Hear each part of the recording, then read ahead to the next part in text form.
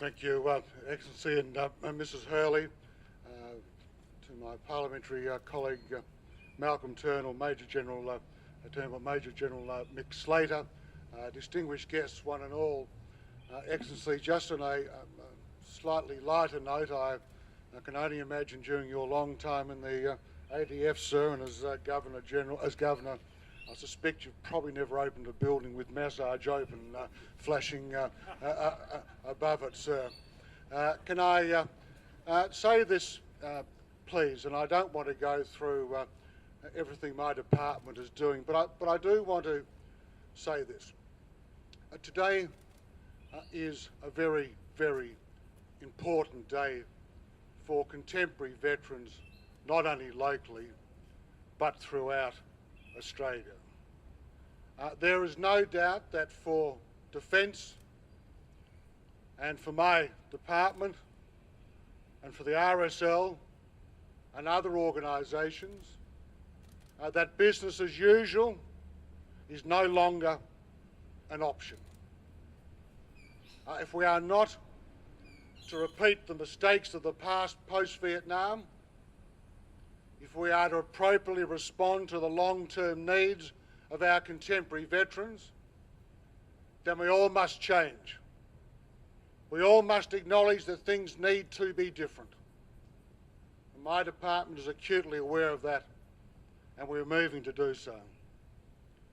The needs of our contemporary veterans, and people are shocked when I say this, there are more veterans post-99 who have deployed, they're involved in the whole of the Korea, Vietnam, Malaya and Borneo conflicts.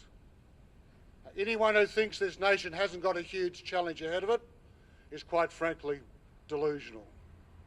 And we all need to acknowledge that what was done in the past is probably no longer relevant. And my department is now required to deal with contemporary veterans using modern technology. Modern technology engagement that quite frankly was probably not even contemplated a mere 5 years ago. It still fills me with horror that men and women transition today from the ADF. I'm only aware of one of 4 of them, because until they lodge a claim with the Department of Veterans Affairs, I do not know who they are. The great challenge for us in government is to ensure that there is a seamless transition from the 18-year-old man or woman enlisting to the 80-year-old man or woman that my department will be looking after. And when I get back to my hometown of Ballarat, which is all too rarely these days, the first person I want to see is my 12-month-old grandson. And I'm constantly reminded that when my grandson turns 80, he will still have responsibility to care for the youngest at the moment client of the Department of Veterans Affairs, who'll be 81 and a half when he is 80. People talk about the centenary of Anzac and what we want out of it.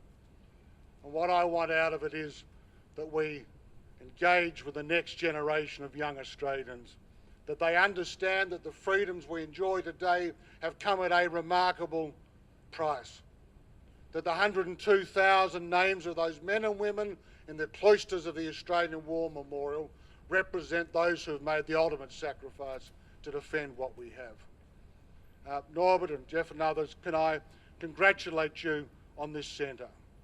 This is a centre where it is peer-to-peer. This is a centre that started the engagement of contemporary veterans with contemporary veterans.